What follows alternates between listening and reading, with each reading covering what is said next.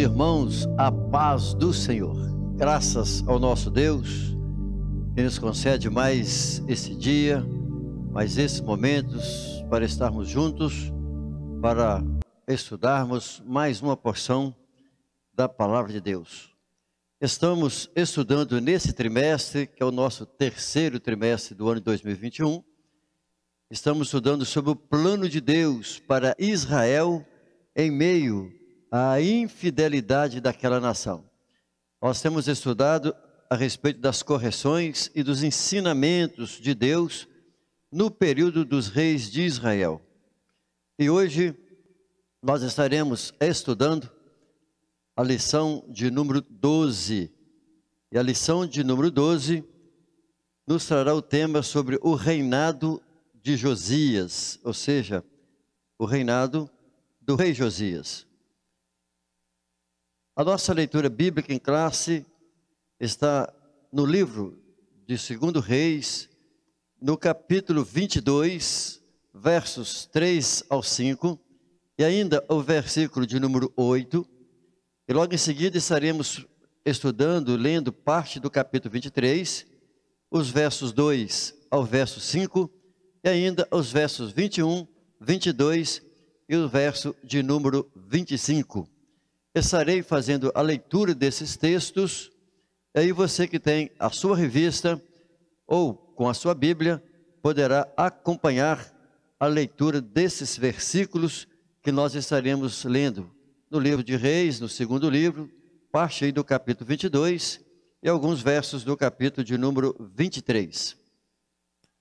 Diz assim a palavra do Senhor: Sucedeu, pois, que no ano 18º do rei Josias, o rei mandou o escrivão Safã, filho de Azalias, filho de Mesulão, à casa do Senhor, dizendo: Sobe a Ilquias, o sumo sacerdote, para que tome dinheiro que se trouxe à casa do Senhor, o qual os guardas do umbral da porta ajuntaram do povo, e que o deem na mão dos que têm o cargo da obra e estão encarregados da casa do Senhor, para que o deem àqueles que fazem a obra que há na casa do Senhor, para repararem as fendas da casa.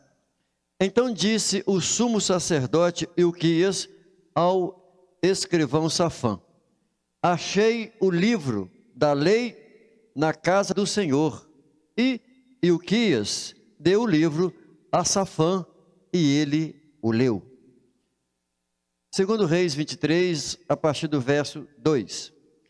E o rei subiu à casa do Senhor, e com ele todos os homens de Judá, e todos os moradores de Jerusalém, e os sacerdotes, e os profetas, e tendo o povo, desde o menor até o maior, e leu aos ouvidos deles todas as palavras do livro do concerto, que se achou na casa do Senhor. E o rei pôs em pé, junto à coluna, e fez o concerto perante o Senhor, para andarem com o Senhor, e guardarem os seus mandamentos, e os seus testemunhos, e os seus estatutos, com todo o coração, com toda a sua alma, confirmando as palavras deste concerto, que estavam escritas naquele livro. E todo o povo esteve por este concerto.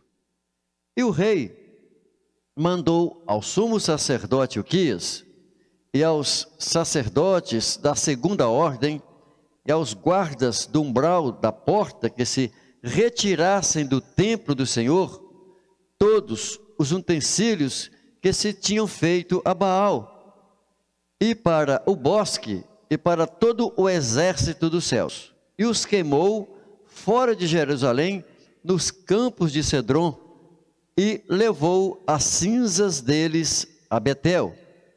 Também destituiu os sacerdotes que os reis de Judá estabeleceram para incensarem sobre os altos nas cidades de Judá e ao redor de Jerusalém, como também os que incensavam a Baal, ao sol e à lua, e aos mais planetas, e a todo o exército dos céus. E o rei deu ordem a todo o povo, dizendo: celebrai a Páscoa ao Senhor vosso Deus, como está escrito no livro do concerto.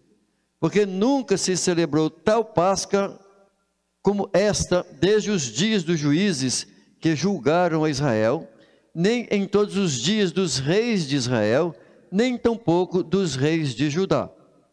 E antes dele não houve rei semelhante, que se convertesse ao Senhor com todo o seu coração, e com toda a sua alma, e com todas as suas forças, conforme toda a lei de Moisés, e depois dele nunca se levantou outro. Esses textos que nós lemos, eles são necessários, apesar deles estar lidando, abrangendo apenas parcialmente do conjunto histórico que envolve todo o período do reinado de Josias. Mas o leitor, o estudante da escola dominical, certamente já deve estar fazendo isso essa semana, ou o fará no decorrer da semana. O nosso objetivo geral, com base no conteúdo, nós pretendemos afirmar que, quando damos crédito à palavra do Senhor, Ele nos usa para promover a libertação de muitos. Então, exatamente essa é a base do que nós iremos lidar, é a nossa linha principal, nossa linha mestra da nossa aula, baseado nos 3 tópicos que nós iremos apresentar daqui a pouco, de que se nós dermos crédito à palavra do Senhor, Ele irá nos usar para promover a libertação de muitos, ou seja, daqueles que creem na palavra do Senhor. Veja que nós viemos estudando as lições passadas, isto porque nós já estamos finalizando o trimestre e essa é a nossa penúltima aula. Hoje nós vamos estudar sobre o rei Josias.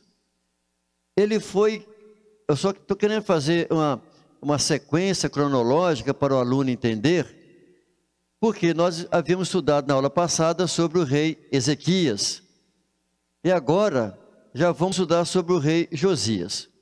Porém, já se passaram 57 anos desde a nossa última aula. E se os irmãos abrirem as suas Bíblias, vão verificar que em 1 capítulo e meio, decorreram 57 anos. Isso é importante, essa observação, por causa das muitas mudanças que ocorreram nesse período. Veja, Josias, ele era filho do rei Amon, que foi um péssimo rei em Israel. Ele foi neto de Manassés, que foi pior do que Amon. Manassés foi um rei tão perverso que ele trouxe para Jerusalém, para os altos, os bosques, muitos outros deuses, como eu acabei de ler aqui, das imagens relacionadas às coisas do céu, os animais e muitas outras, além do deus Bará, do deus Baal, de Azerá, tudo isso que os reis anteriores haviam cultuado, principalmente os reis de Israel, quer dizer, os reis do norte, mas agora, tanto Amon quanto Manassés trouxeram esses reis, todas essas idolatrias de volta para Jerusalém, e, além disso, Manassés, ele ofereceu os seus filhos em sacrifício, queimando o seu filho ao deus Moloque. Então, nós vamos analisar aí que Josias era filho de Amon, neto de Manassés e bisneto do rei Ezequias, que foi um excelente rei. Agora observe comigo, irmão ou irmã que está acompanhando comigo, de que nós estudamos na aula passada sobre o rei Ezequias, que teve um péssimo pai, mas ele tomou uma decisão de servir a Deus. Tomou essa decisão. E confiou em Deus, apesar das guerras de Senaqueribe, lutar contra ele, tentar invadir Jerusalém. Só que o filho dele, Manassés, vendo tudo aquilo que o pai fez, o que Manassés fez? Foi um péssimo rei, semelhante ao avô dele. Mas da mesma forma, o pai de Josias, que é Amon, também teve um péssimo reinado. Mas nós vamos ver agora de que Josias, tão diferente do seu pai quanto do seu avô, mas semelhante ao seu bisavô, que foi o rei Ezequias. Por quê? Desde a sua infância, praticamente nós podemos analisar mais diretamente na sua adolescência, quando a gente lê os textos, principalmente em 2º livro de Crônicas, no capítulo 34, nós vamos verificar isso com um pouco mais de detalhe do que as passagens do livro de 2º Reis, no capítulo 22 e 23. Por quê? Porque ele teve o coração dele nas coisas do Senhor desde a sua adolescência. Então isso faz a diferença. E o coração dele, a atitude dele, muda por completo a partir do momento que nós acabamos de ler o texto, de quando o livro da lei do Senhor foi encontrado na casa de Deus, né? E aí, a partir dali, ele tomou uma decisão de reparar as fendas do templo, isso demonstrando o quê? O estado, o desinteresse que a população já estava vivendo depois da morte de Ezequias. Então, a gente fica observando isso, como que em Israel e em Judá houve tanta alternância de, às vezes, um rei bom, temente a Deus, que promovia um grande avivamento, como foi o bisavô dele, mas depois surgem 2 reis e desmancha tudo, e o povo acompanha esses 2 reis também maus. Na verdade, os textos bíblicos vão nos mostrar que ele foi o último dos reis justos de Judá. Ele foi o último. E nós vamos verificar na próxima aula nossa, já findando o reino do sul e também Judá sendo levado cativo para a Babilônia. Esse será o nosso assunto da nossa próxima aula. Então, quanto ao esboço da nossa aula de hoje, nós teremos 3 tópicos. Esses tópicos nós teremos o seguinte: o primeiro, nós vamos estudar sobre Josias repara o templo.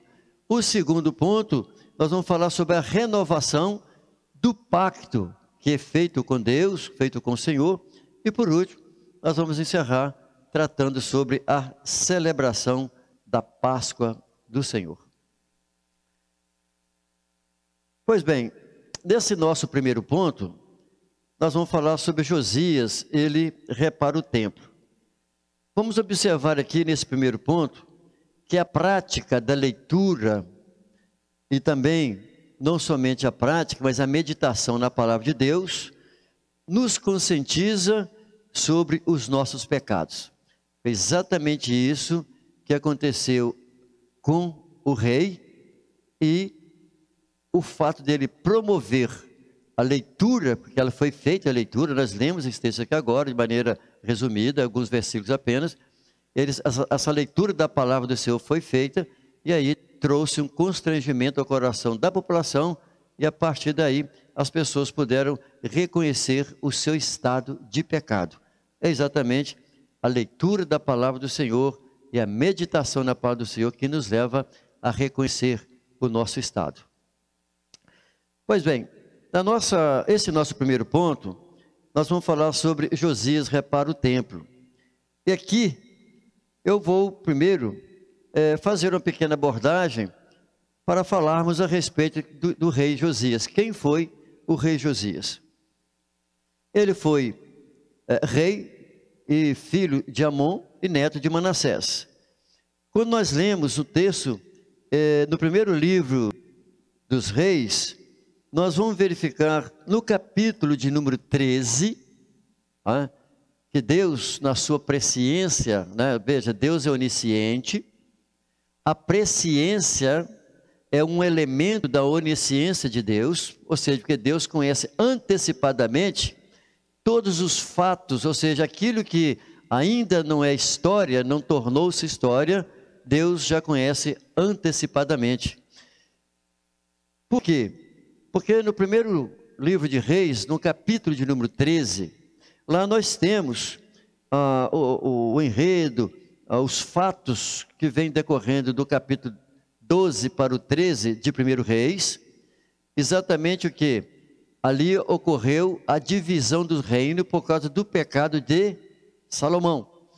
E o primeiro rei do reino do norte foi Jeroboão, que nós chamamos de Jeroboão I, por causa de um xará dele, que nós estudamos há poucas aulas atrás.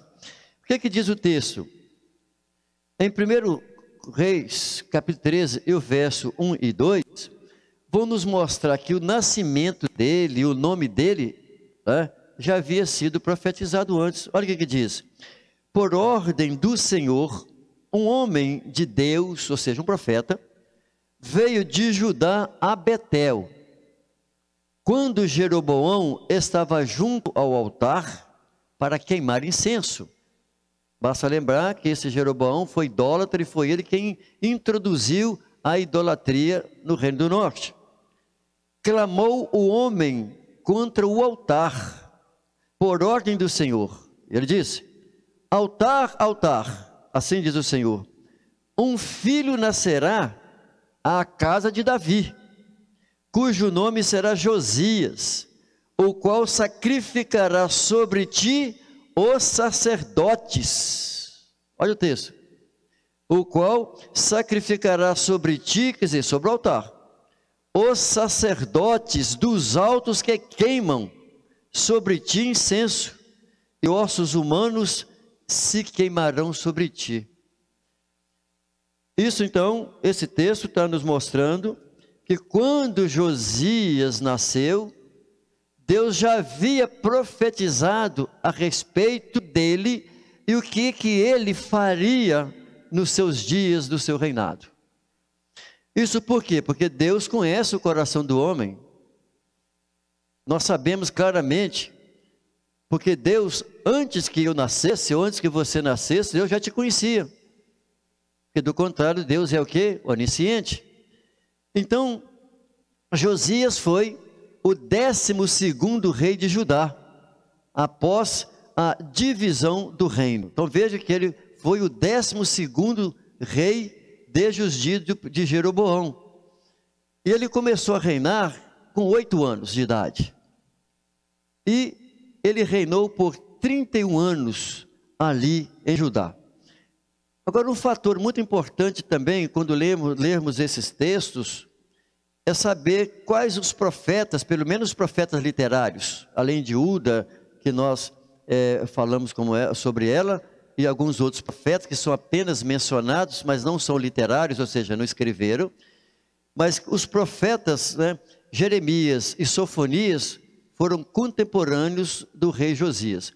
Na verdade, Jeremias, quando nos seus primeiros capítulos, me parece que os seus 6 primeiros capítulos, ele cita a respeito desse período, desse momento do rei Josias, do seu avivamento, da sua conversão, mas que causou pouco efeito ao povo, porque logo em seguida, a partir do seu filho e do seu neto, posteriormente, que nós vamos estudar na próxima aula, então também o coração do povo se voltou para a idolatria.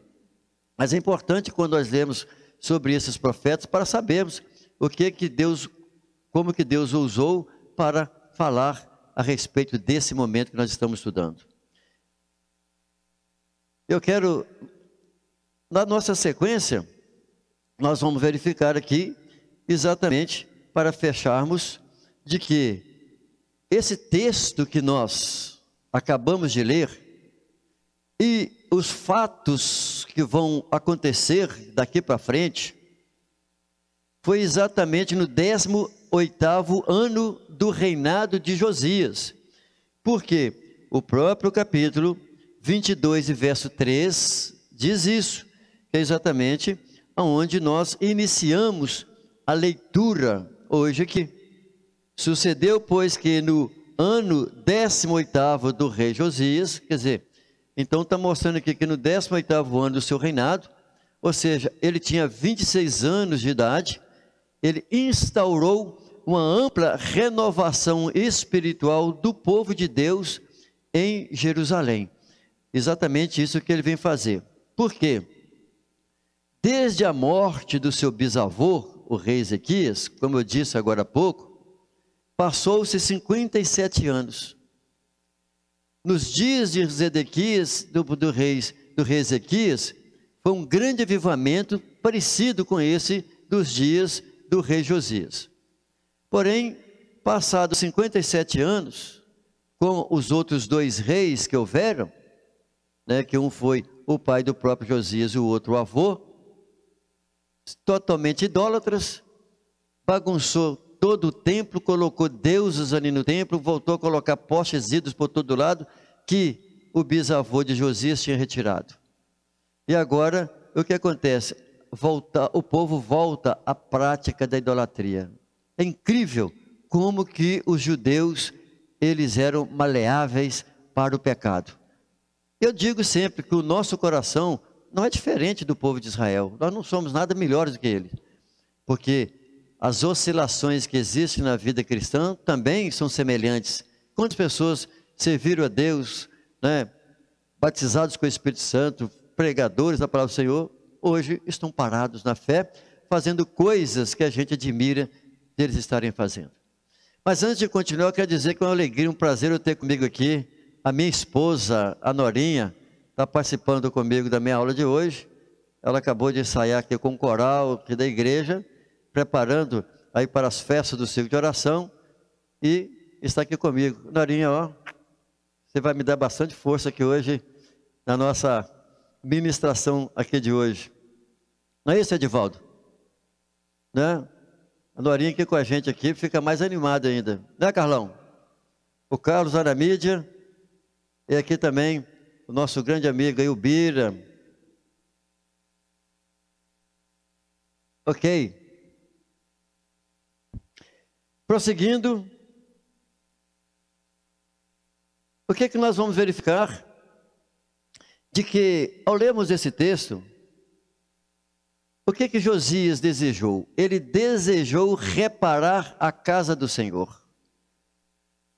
Porque a situação da casa do Senhor estava horrível. Porque o texto vai nos dizer que já estava sendo preparado, levantando dinheiro para essas coisas. Então ele determina, né, ele ordenou ao escrivão, que tem por nome Safã, e os assessores que fosse, né, junto com Ilquias, que era o sumo sacerdote, que arrecadasse recurso e que aí pudesse trabalhar lidando na fenda do templo. Olha, o bisavô dele havia feito isso. O templo agora volta a ficar todos com imundícia, com outros deuses ali dentro. Nós vamos verificar que até culto de sodomia existia ali no templo ao Senhor. Nós vamos ler o texto sobre essas coisas. O Vanilton também está aí conosco, Vanilton. Sempre, né, Vanilton? Não somente hoje, mas constantemente aí, nos mandando som, para que os irmãos possam ouvir a nossa aula aqui hoje, e como sempre. Então diz o texto, as expressões: achei o livro da lei no templo do Senhor. Olha, interessante isso, né? O livro, ou seja, muitos dos estudiosos deduzem que foi o livro de Deuteronômio. Por que o livro de Deuteronômio? Pelo fato da narrativa existente nos versículos, no capítulo 22, no 23 e também lá nas crônicas, dá a entender por quê? Por causa das ações, das atitudes que Josias tomou, quando ele ouviu o que estava escrito no livro, então ele toma uma atitude, e as atitudes que ele toma é que faz entender que havia lido ali então o livro de Deuteronômio, por causa dos detalhes envolventes tanto ao rei quanto às pessoas, e o sacrifício e as coisas que deveriam ser feitas. Então isso mostra que o livro havia sido o quê? Esquecido na casa do Senhor. O que aconteceu com o livro? Ou seja, o que aconteceu com a Bíblia? Ninguém tinha Bíblia. As pessoas não liam a palavra do Senhor. Tanto é que o sacerdote, ele chega a dizer que achei o livro no templo. Então também ele não tinha nada. As pessoas não tinham, os sacerdotes, os levitas, não liam a palavra do Senhor. Enfim, isso significa que o desinteresse pelas coisas do Senhor era muito grande. Porque quem deveria zelar pela palavra de Deus, não apenas pelo livro físico em si, mas pela palavra do Senhor e também pelo cumprimento das leis, não faria e não estava fazendo. Isso denota que quando ele diz, achei o livro na casa do Senhor, é algo que para eles foi o quê? Algo notório, que chegou a ser admirado por essa atitude. Mas isso também não quer dizer muita coisa em relação aos dias de hoje. Quando nós olhamos, quer dizer o quê? Que a palavra do Senhor era rara naqueles dias. E hoje? Hoje as pessoas têm Bíblia. O livro que mais se imprime no mundo é a Bíblia. Mas será que as pessoas estudam a palavra de Deus, leem a palavra de Deus? Eu já ouvi muitas pessoas dizendo assim, se você quiser esconder dinheiro do seu filho na sua casa, coloca dentro da Bíblia. Parece uma piada, mas é uma realidade. Isso mostra o quê? O desinteresse pela palavra do Senhor, o desinteresse pelas coisas do Senhor. Então, se naqueles dias o sacerdote achou um livro na casa do Senhor, hoje para todo lado existe um livro. O livro, a Bíblia está aí, tem 3, 4, 5 versões. Mas será que as pessoas estudam e guardam a palavra no seu coração, assim como nela está escrito? Então, é um momento para que a gente possa pensar e refletir nisso. E não basta ter o livro. Primeiro, é preciso colocar o coração na palavra do Senhor. E aí, nós vamos finalizar com esse terceiro nosso subtópico, aonde o rei, ele passa a compreender a vontade de Deus a respeito das coisas que ali estavam no livro. Por que isso? Pelo fato dele, assim que ele leu e foi lido o livro, ele ficou consternado com a situação do povo. Assim que foi lido, ele ficou consternado.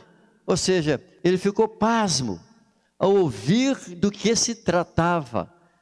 Ele ficou pasmo, admirado com o conteúdo daquele livro. Então isso significava que ele também conhecia as coisas aleatoriamente. Tinha conhecimento de algumas pessoas que apenas faziam comentário a respeito das leis do Senhor, mas ele também não tinha profundidade nas Escrituras. Por quê? Ele ficou pasmo pelo fato de não ter cumprido o que se dizia na palavra de Deus. O que ele fez? Ele rasgou as suas vestes. O rei, ele ficou tão triste, consternado com a situação, que ele rasgou as suas vestes.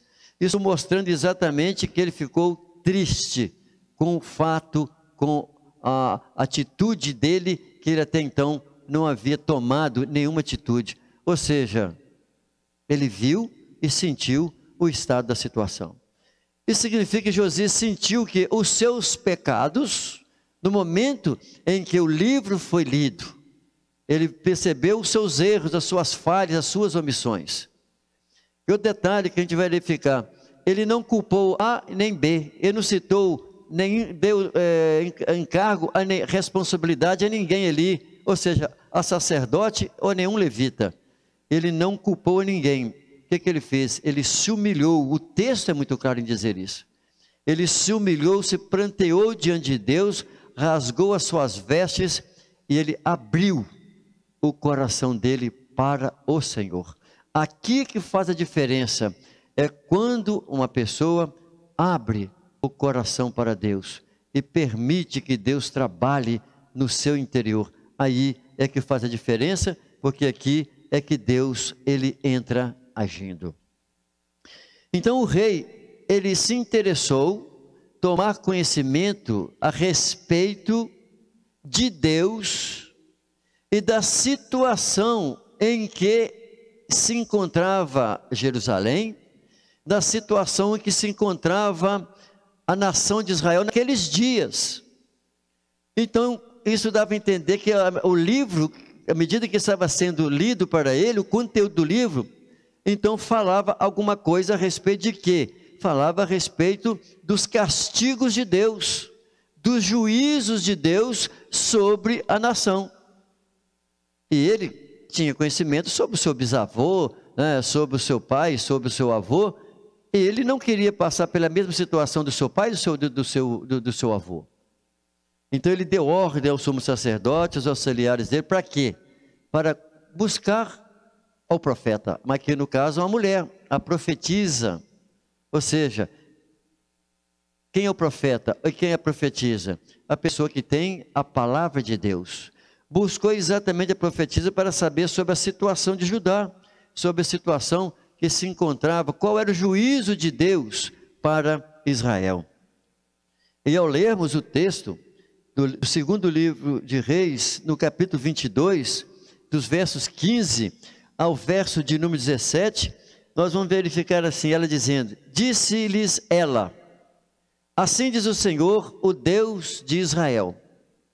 É bom lembrar aqui, que nesses dias, Josias, ele governava Judá, mas também governava o norte.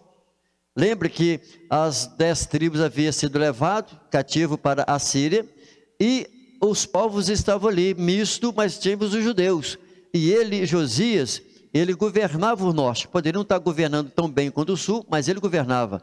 Tanto é que nós lemos o texto de que ele foi até em cima, até Betel, né, para fazer a destruição dos altares que foi feito por Jeroboão. Então ele governou tanto Judá quanto também Israel. Então o capítulo 15, versículo 15 do capítulo 22 de 2 Reis diz isso. A Uda diz: dizei ao homem que vos enviou a mim, assim diz o Senhor, trarei desastre sobre este lugar e sobre os seus moradores, a saber, todas as palavras do livro que leu o rei de Judá. Então, tudo que ali estava escrito se cumpriria. O versículo 17 vai dizer: porque me deixaram e queimaram incenso a outros deuses, para me provocarem a ira por todas as obras das suas mãos. O meu furor se acendeu contra este lugar e não se apagará. Olha, aqui nós vamos verificar que ela diz que Jerusalém seria toda destruída, mas por amor dele, de Josias, isso não iria acontecer, mas só iria acontecer após a sua morte. Ou seja, os versículos 18 e 20 estão dizendo isso. Ele não iria ver a destruição de Jerusalém, de Judá, mas por amor, pelas ações dele, por ele ter se convertido o seu coração, então Deus apenas estava fazendo o quê? A condenação sobre Judá já estava decidida, apenas Deus estava adiando ali a condenação, ou seja, aplicar a execução sobre Judá. E aí nós vamos para o nosso segundo ponto. Nós vamos falar sobre a renovação do pacto com o Senhor. Aqui nesse tópico, que é o segundo ponto, será mostrado que quando nos entregamos ao Senhor de coração, haverá o quê? Mudanças de comportamento.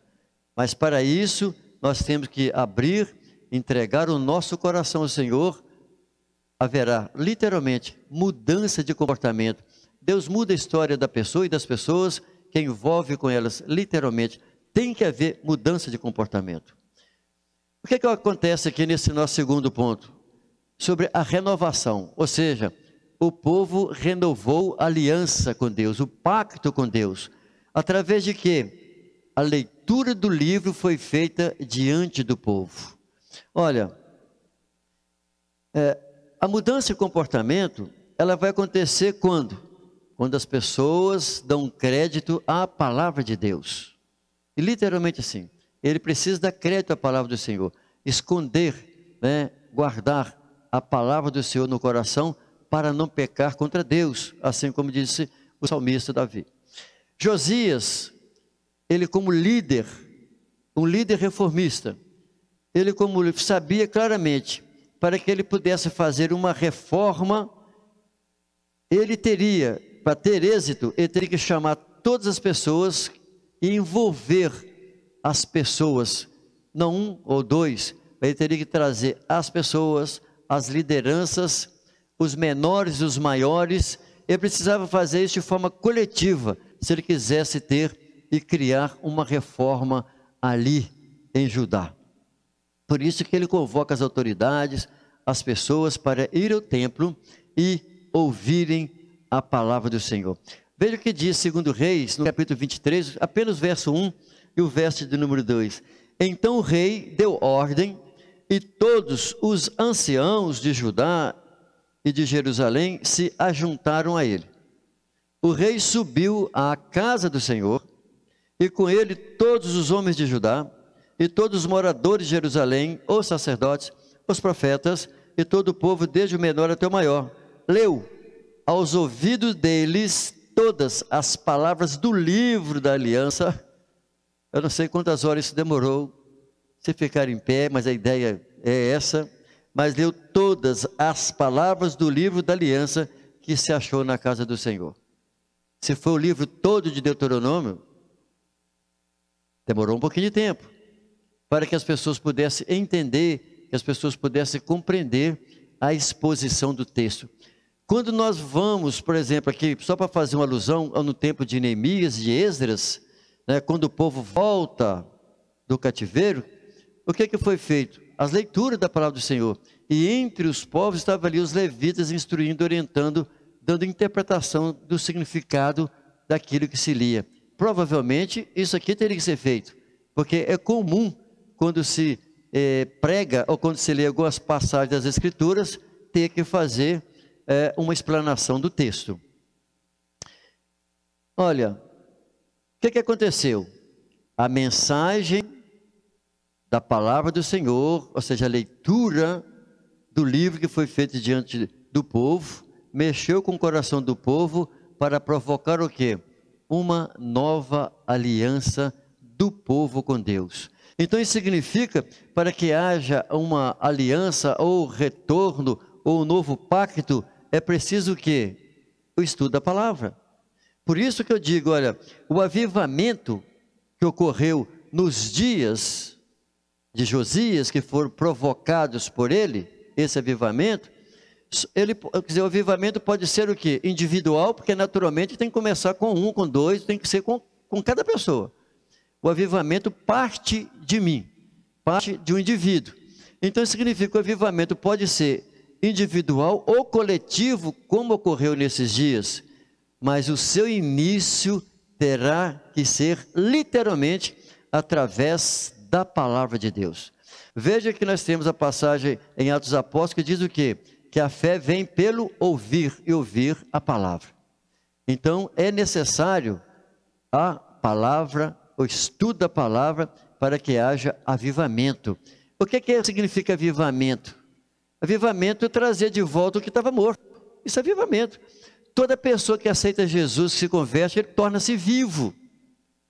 Agora, quando o povo também, quando se fala de congregação, do povo que também está vivendo um marasmo espiritualmente falando, então uma congregação também precisa de um reavivamento, mas porque todas as pessoas, ao aceitar Jesus, estavam mortos, e ele é vivificado.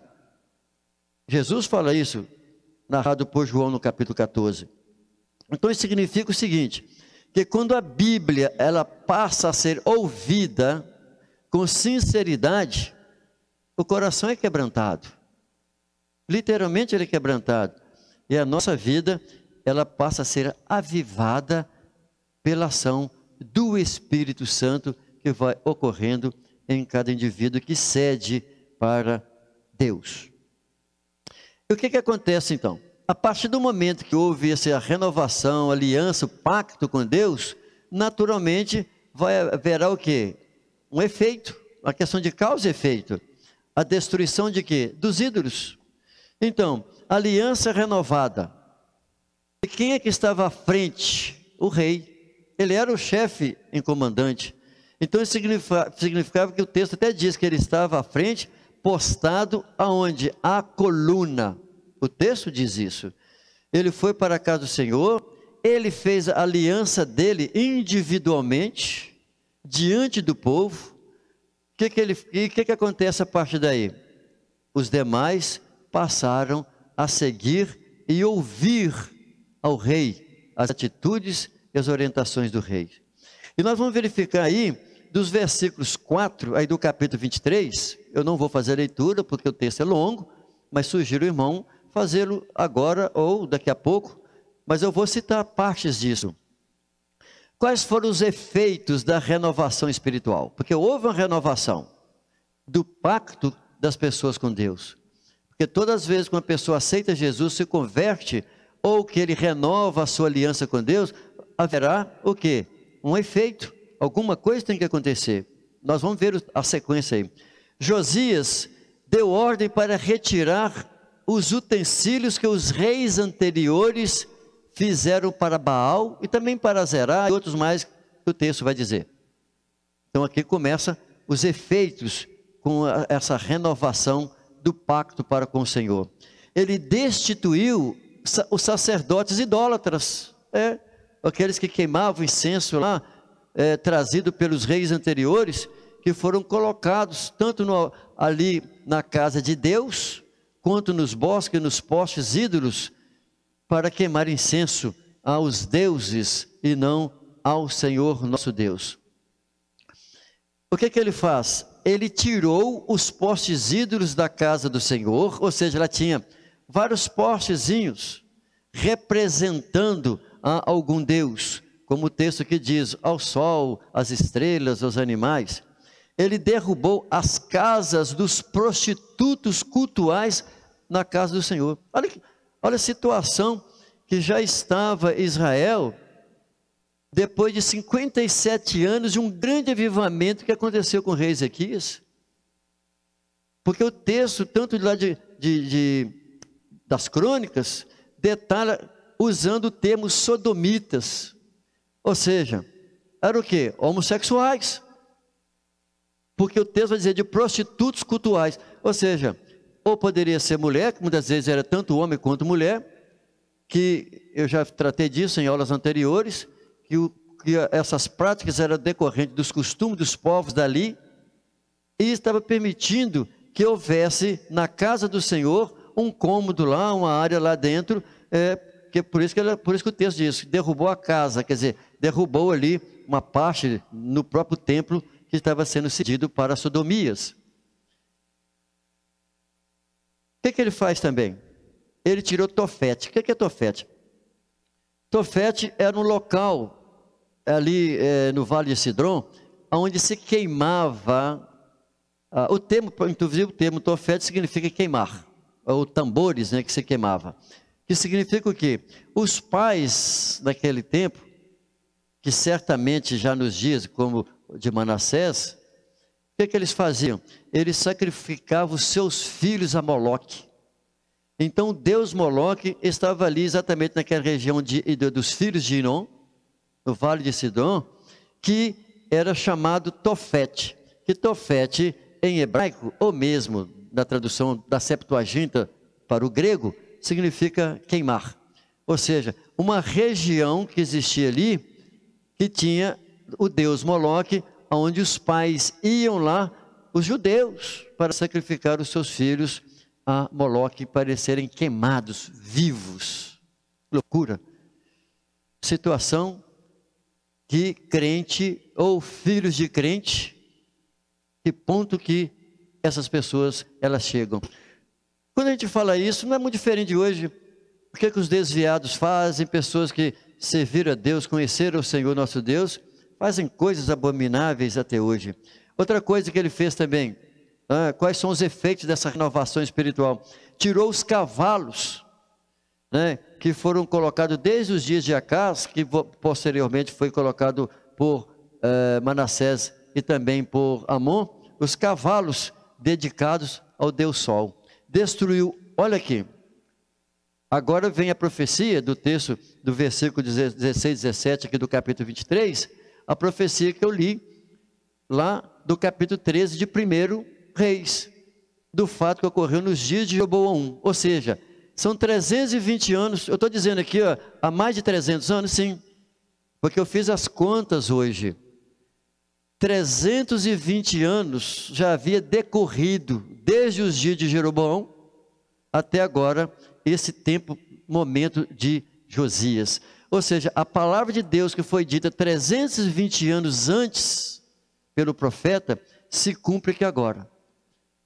O texto, e literalmente de que ele então, o que ele faz? Ele pega os ossos e queima no altar, que até aqueles dias de Josias, o altar que foi feito por Jeroboão há 300 anos estava ali em Betel.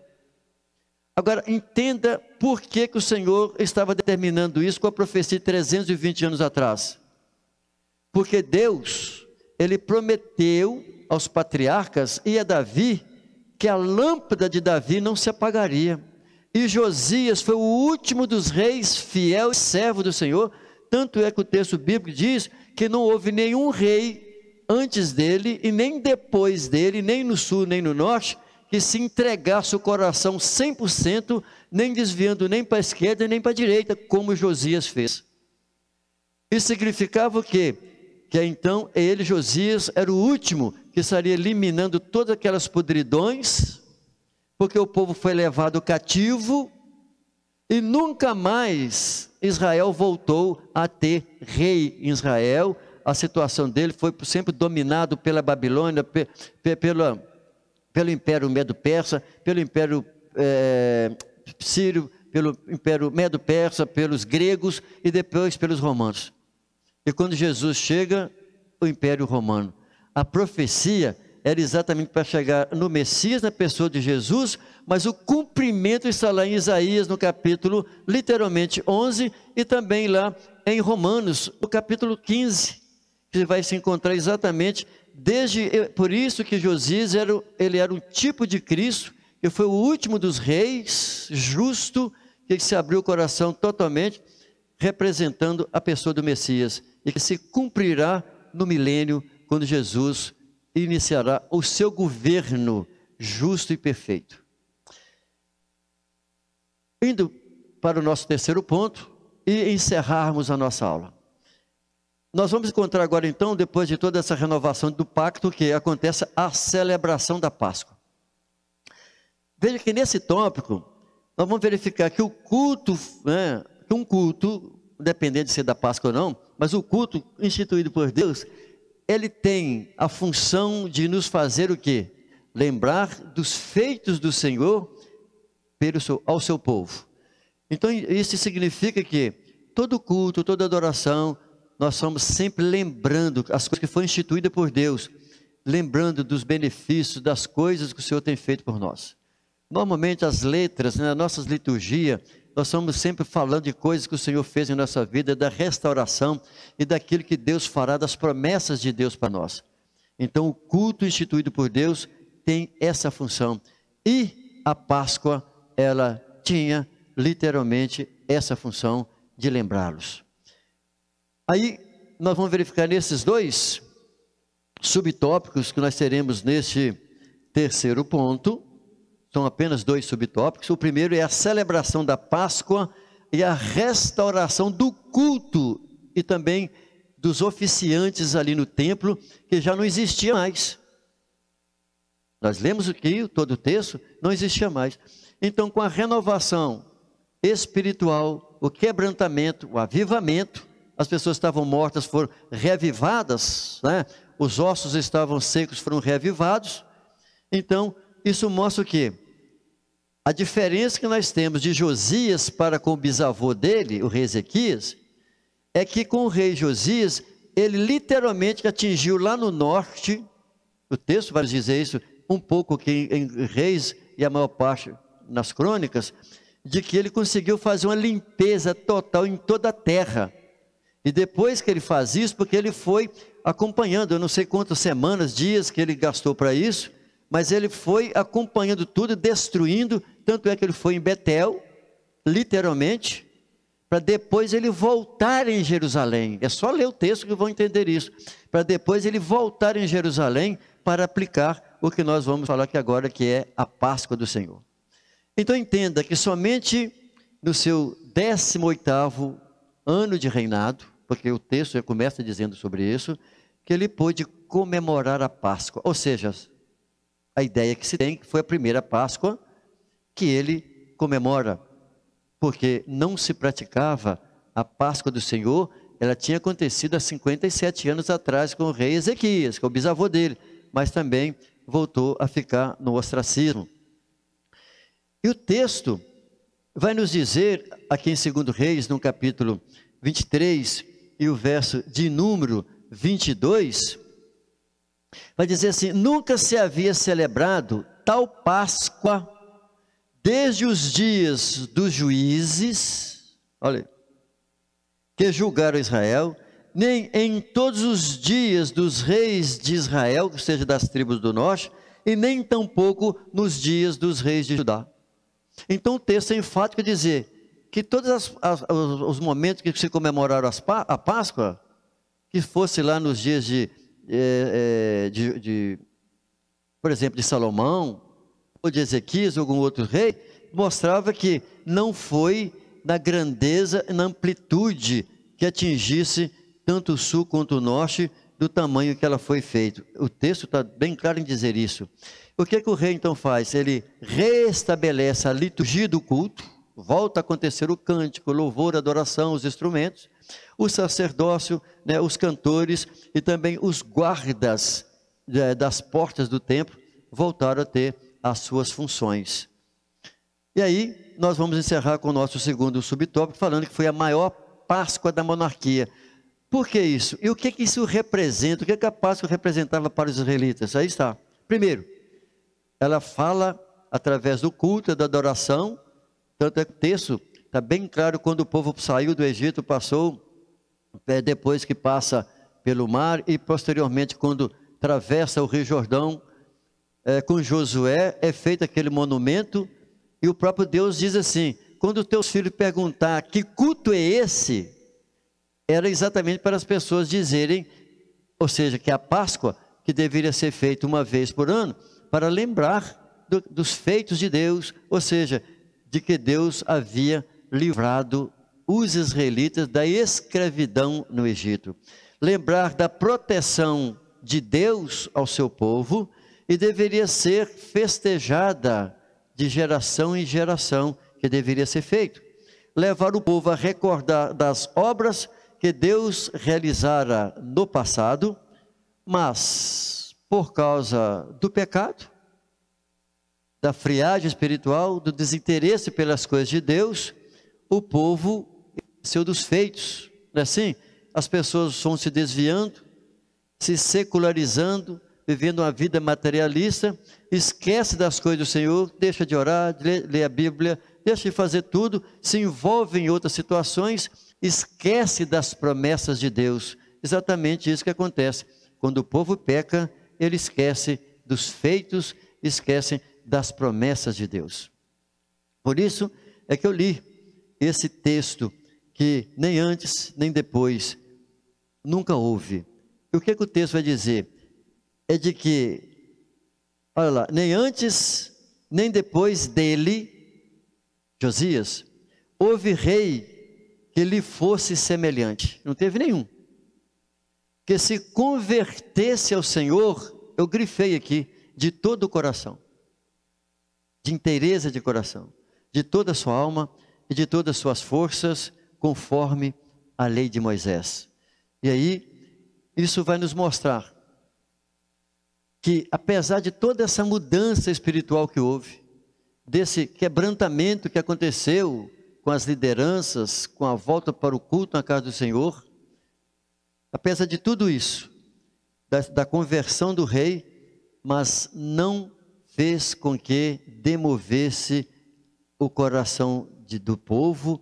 O povo voltou a pecar posteriormente, na sequência dos reis que vieram após Josias, mas Deus já havia dito, através da profetisa Uda, de que a sentença já estava determinada, que somente Josias não iria passar por aquela situação, por causa da vida dele, da vida piedade dele, mas que Deus iria trazer uma grande desolação sobre Judá.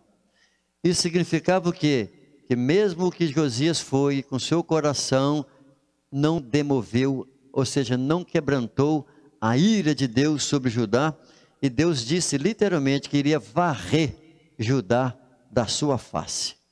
E aí nós então encerramos o estudo sobre o reinado de Josias, apesar do comentarista não trazer na lição a respeito do final da vida dele, mas Josias, o texto na sequência vai dizer, Josias ele morre de maneira infantil, poderíamos assim dizer, no momento em que já estava sendo bem crescente a Babilônia, já estava desenvolvendo e crescendo bastante a sua amplitude, porque a Síria já tinha se enfraquecido por total, porque a Babilônia já havia destruído Nínive, e já estava assumindo as forças naquela época. Tanto é que Jeremias, né, ele começa nesse período e prossegue, já quando Babilônia tornou-se, né, o império naquela época, na sequência dos dias daqui para frente de Josias. Mas o que acontece? Josias morre de graça, quando ele vai para ajudar o rei do Egito, ali no Meguido. Ele morre de graça, finalizando a vida dele. Porque na verdade dá a entender que ele queria usar um pouco de força para evitar, né, que as forças da Babilônia invadissem Judá. Era a tentativa dele, e ele teria que fazer isso, claro, como rei. Mas foi o fim da vida dele, e foi o último dos reis de Israel, justo, que tinha o coração na presença do Senhor. Então a gente finaliza dizendo que Josias fez uma reforma religiosa maior do que a de Ezequias, pois houve uma limpeza ampla em Israel, eliminando todas as formas de idolatria instituída pelos reis desde Salomão. Este foi um grande monarca e figura do Messias. A promessa de Deus sobre Judá, de que o paganismo não prevaleceria, e realmente nunca mais prevaleceu sobre Judá e sobre os reis. Por quê? Porque a raiz de Jessé voltaria a brotar. E literalmente isso voltou a acontecer com o nascimento da pessoa do Senhor Jesus, posteriormente. Bem, irmãos, então nós encerramos a nossa aula. E compreendemos de que quando nós colocamos o nosso coração na presença do Senhor, o nosso coração, o nosso ser, Deus, Ele age através de nós para livrar outras pessoas, para trazer avivamento a outras pessoas. Pessoas que estejam mortos espiritualmente falando, serão avivadas. Isso aconteceu com Josias. Como ele se colocou na presença do Senhor, ele pôde fazer um pacto com Deus e levou outras pessoas também a fazer um pacto com Deus, e houve uma grande renovação. É assim que Deus nos abençoe, para que eu e você possamos permanecer na presença do Senhor e trazer muitas pessoas que estão mortas espiritualmente a terem as suas vidas renovadas e apresentadas no altar do Senhor. Pare comigo. Pai querido, eu te agradeço por essa hora, por esse momento, Senhor, em que nós estudamos, refletimos a respeito da vida, do reinado de Josias, Pai. É assim como ele colocou o coração dele, Senhor, em Ti, e o Senhor usou daquele homem para que outras pessoas pudessem conhecer o Senhor. Assim nós oramos pedindo que faça o mesmo, Senhor, conosco, que haja um avivamento no nosso meio, Senhor, um avivamento, um quebrantamento em cada crente, em cada servo, Senhor, para continuarmos atentos a Ti e prontos, porque nós cremos na Tua promessa, e a promessa é essa, de que nós aguardamos a Tua volta, o toque da trombeta, para que nós possamos subir e assim estarmos junto com o Senhor. Essa é a nossa oração, em nome de Jesus. Que Deus abençoe, e até a nossa próxima aula, que será exatamente a última lição deste terceiro trimestre, onde nós estaremos estudando sobre o cativeiro de Judá.